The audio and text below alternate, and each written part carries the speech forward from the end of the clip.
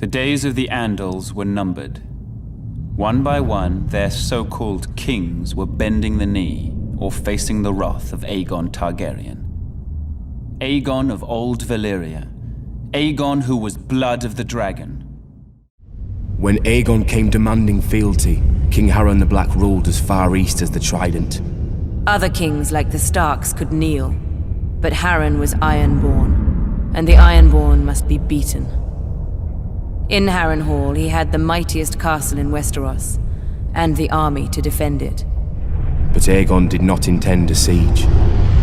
He mounted his dragon and roasted Harren and all his sons in their tower, and the Old Way with them. Because of Harren's defiance, Aegon pushed the Ironborn back to our islands and gave the Riverlands to the Tullys.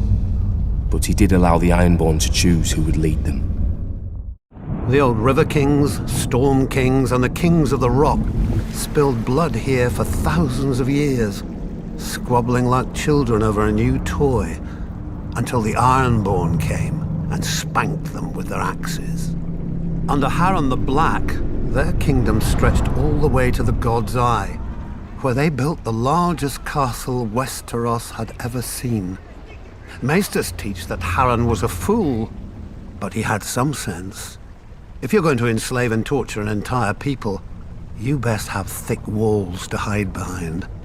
But the very day the last stone was laid in Harrenhal, Aegon Targaryen landed in Westeros.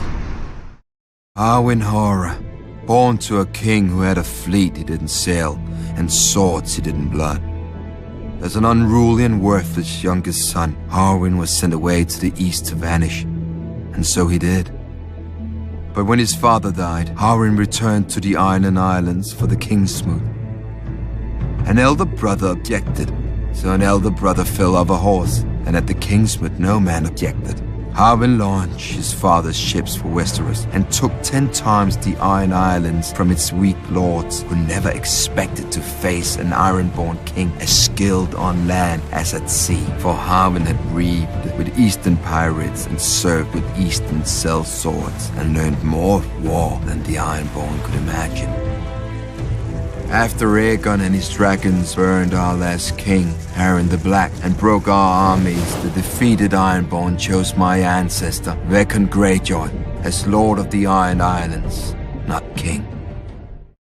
House Baratheon was born in the Wars of Conquest, when Aegon the Dragon invaded Westeros. Aegon sent his commander, Orys Baratheon, to take Storm's End. Argilac the Arrogant, the last of the Storm Kings, foolishly left the safety of his stronghold and met the Baratheon warlord in open battle.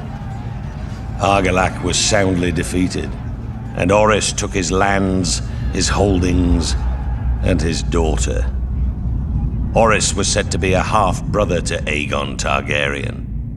If this were true, a little blood of the dragon mingled with that of the stag in those days. The seat of House Baratheon is Storm's End, a legendary keep raised in the Age of Heroes.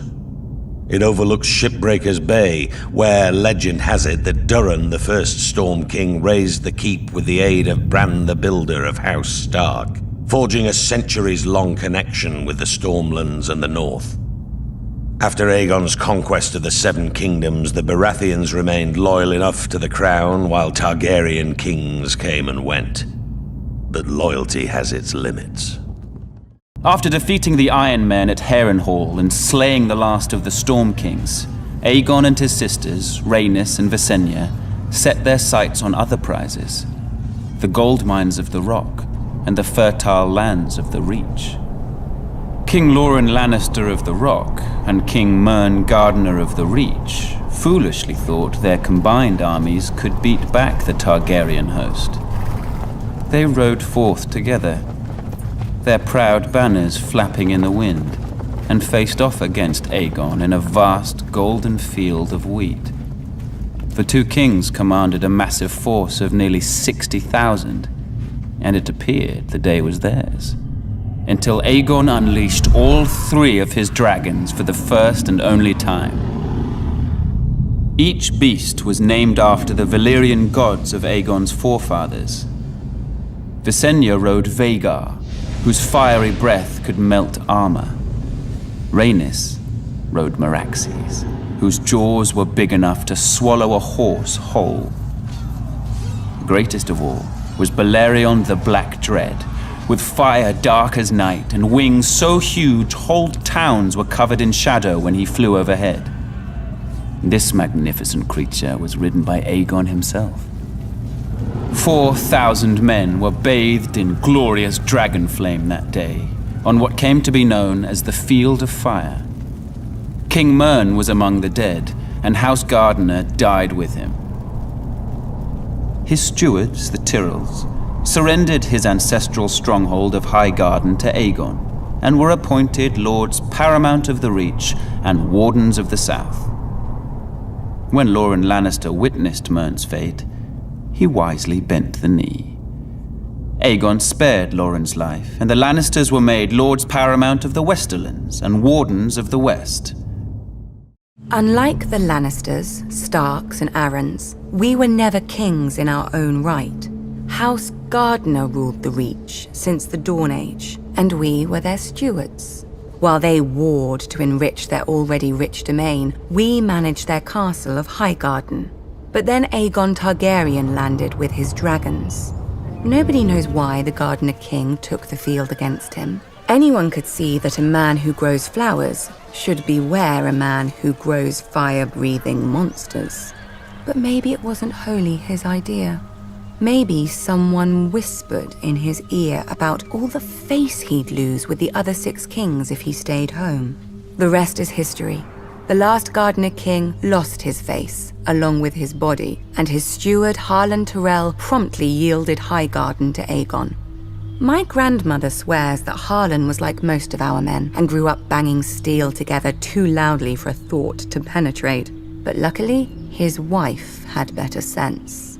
Whatever the case, in return for Harlan's show of sense, Aegon proclaimed House Tyrell the Lords of the Reach and Wardens of the South, passing over all the other houses with better claims. Some great houses call us upstarts. But the truth is that while the Starks and Lannisters fell to the Targaryens in defeat, House Tyrell rose. For thousands of years, our family served as loyal stewards to the kings of the Reach, until the last of their line unwisely burned to death, resisting the Targaryen invaders.